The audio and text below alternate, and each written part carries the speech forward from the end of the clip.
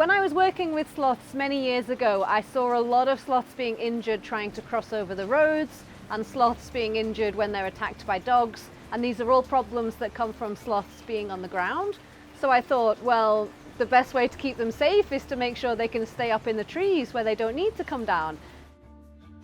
I started this organization 4 years ago now, but I've been working with sloths here in Costa Rica for the last 12 years. The Urban Sloth Project is a research project where we're aiming to understand how sloths are coexisting alongside humans and what impact habitat disturbance is having on those sloths.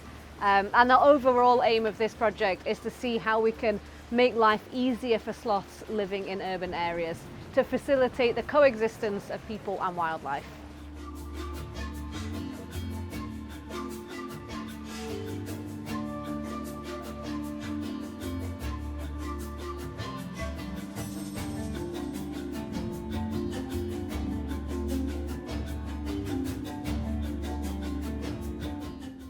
Nosotros escalamos, tenemos licencia para escalar, entonces colocamos en un punto de una rama de un árbol a otro, entonces cerramos ese gap o ese hueco que se formó por diferentes razones, ¿no?, entre los árboles, con una cuerda que permite que los animales puedan pasar de un árbol a otro sin tener que exponerse y bajar por el piso.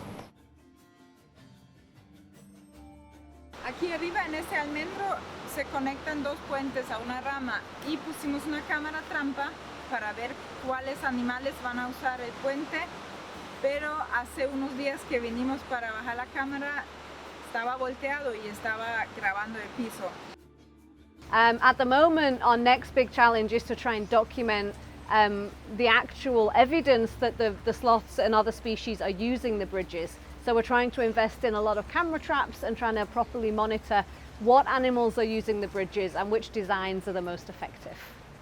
The project has been really successful. We have over 120 bridges now in the South Caribbean region, and this is really helping to protect sloths from things like habitat fragmentation, being attacked by dogs when they're on the ground, stopping them from being hit by cars as they try and cross the road.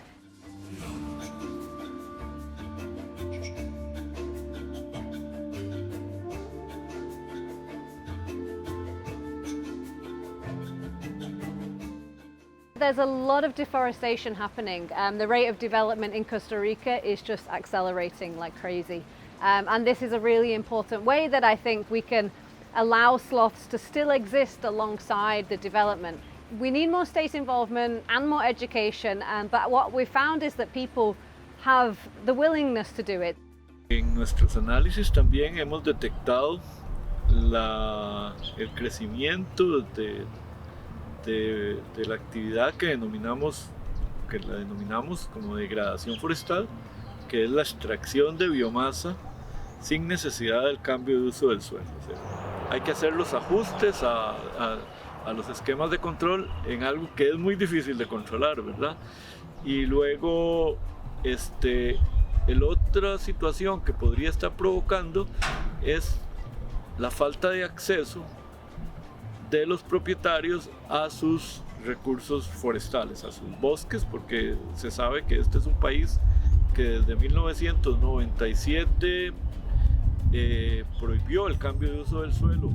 It's not like big corporations coming in and clearing vast amounts of land. It's more of an individual level. So it's one person with one plot of land, and they're going to clear the trees so that they can build something like a hotel or a cabina. But their neighbours are doing the same thing, and then what you get is this huge knock-on effect where everybody clears their own little piece of land, and then you've got no forest left at the end of it. And there's no financial incentive at the moment for people to keep their land wild and covered in jungle. There's no reason to do it financially.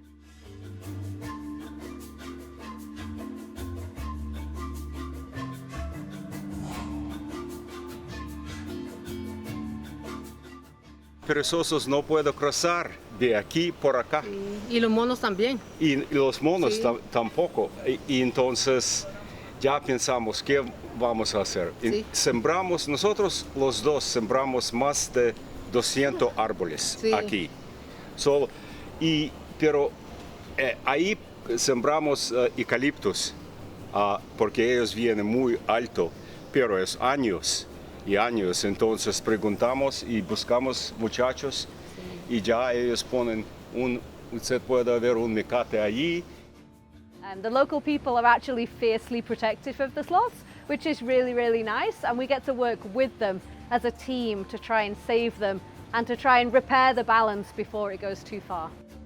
Perezosos hay en esos árboles grandes, hay muchos perezosos. Y encanta esto, pero un problema es que durante lluvias fuertes, algunos de ellos están cayendo. Y nosotros llamamos, yo creo que rescatamos casi 5 o 6 de ellos, llamamos de Rescue Center, ellos vienen para acá. Esa es mi casa y sí, yo quería comprar terreno ahí, el frente, el lado de mi casa, pero ese tiempo estuvo construyendo casa, entonces no tenía plata para comprar ese terreno.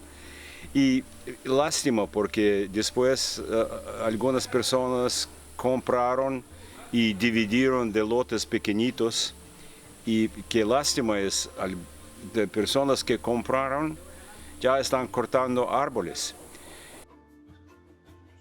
The jungle's not going to start coming back. I mean, humans, we're only getting bigger in terms of population. We're encroaching further and further into the rainforest. So sloths that are able to adapt and live in an urban area are going to be better equipped to survive in the future because they're going to have the survival tricks that they need to survive alongside people. Here, there's sloths everywhere. And they're just trying to live alongside people. And what I believe is that they can.